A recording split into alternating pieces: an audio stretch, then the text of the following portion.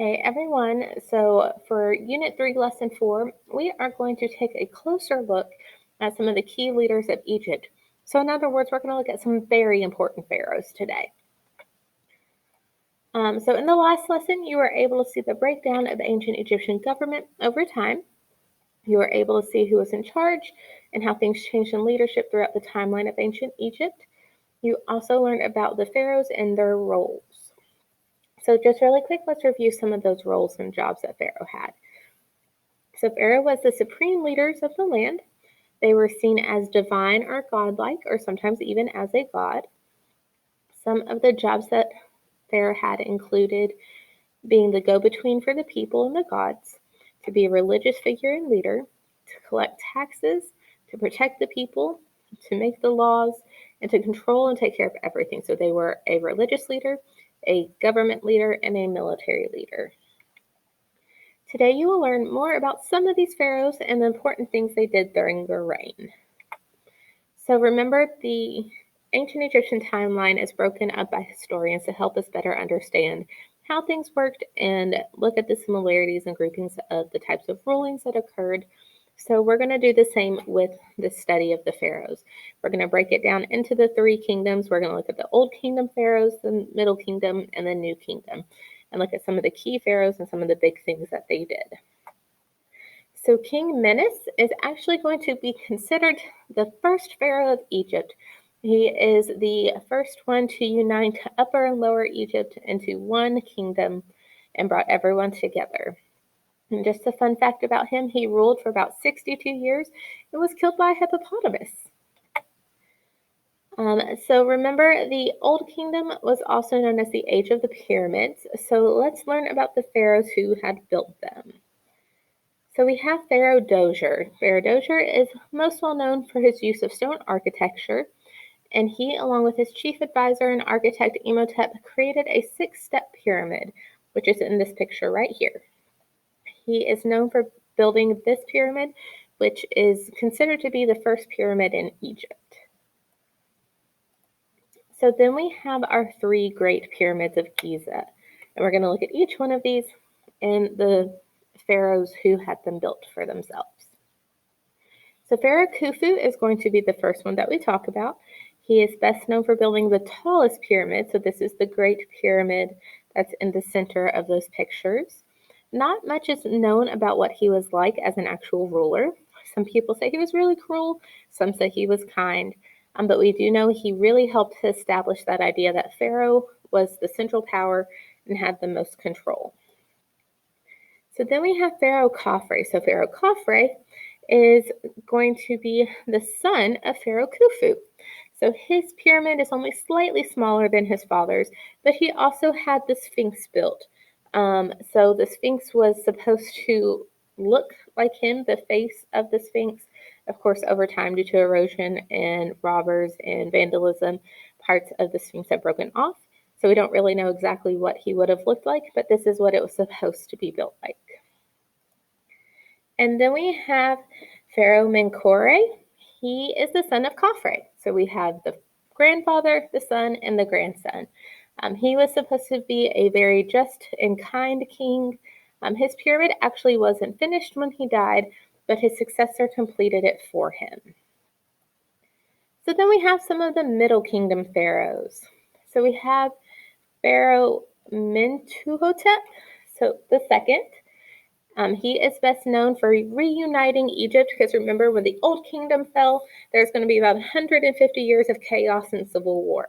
So he is actually going to be the pharaoh who defeated his rivals and stopped the fighting and reunited everyone back together under one rule.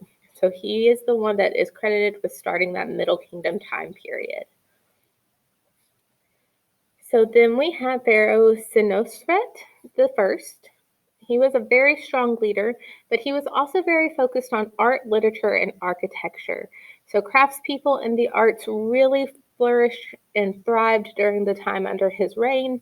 So a lot of art was created, a lot of buildings were built that represented and reflected the arts, including one of his greatest accomplishments, which is this White Chapel. So then we have some New Kingdom pharaohs that we're going to talk about. We have Pharaoh Akhenaten and his wife Nefertiti. So Akhenaten is most well known for changing the religion of ancient Egypt. So like most places at this time, the people were polytheistic and worshipped many gods, and he changed this so that everybody worshipped a single god, and not a lot of people in Egypt were happy with him because of this. But also, we're going to talk about his main wife, who was Queen Nefertiti. She was very powerful and very intelligent and actually ruled alongside her husband. So she had power of her own aside from just being the queen. But she's also most famous and well known for her sculpture that we still have. Many of them are many ways to see the sculpture now, too, that really shows how beautiful she was. Um, and this is something that's lasted for thousands of years. So we probably know a little more about her than we know some of the other queens. But after Akhenaten died, the religion of Egypt is going to go back to being polytheistic. So since we talked about Akhenaten, we need to talk about his son. His son is Pharaoh Tutankhamun, or King Tut. So he is the son of Akhenaten. He became pharaoh at age 7 when his father died. But he, along with advisors, changed the religion back to worshiping many gods. And Tut is actually going to die at the age of 19. We don't really know why, but it's believed he was either injured or sick and then passed away due to those things. But he's actually not really well known for a lot of the things that he did while he was alive. He's most famous for his tomb. So his tomb was discovered in the Valley of the Kings in 1922.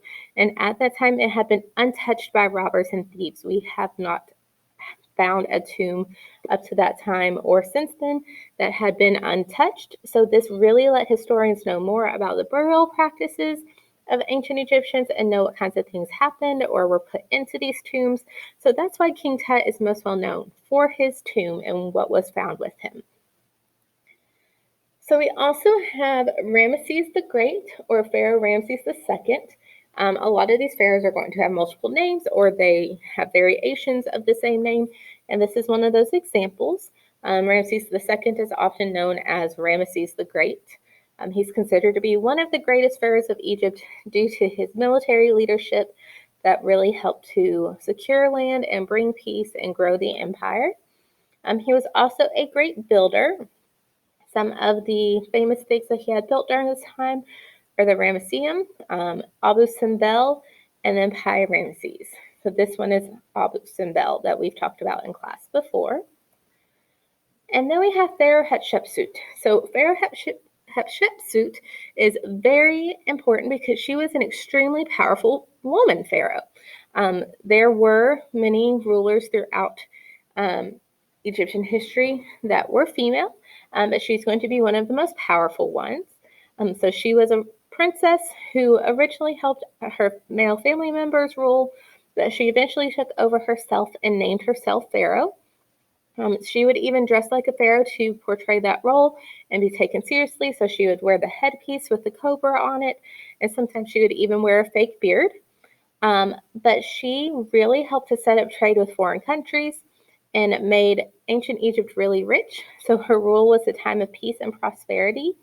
And then this is one of her most famous temples, or it is a temple that was built to honor her. And then the last pharaoh we're going to talk about is Cleopatra VII, or we just commonly call her Cleopatra. So she is best known for being the last pharaoh of Egypt and for her beauty and some of the love stories that tie along with her history.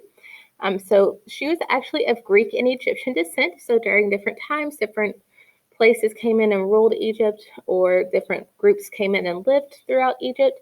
So she's both of Greek and Egyptian descent and accepted both cultures. And she worked very hard to bring back Egyptian culture to the Egyptian people.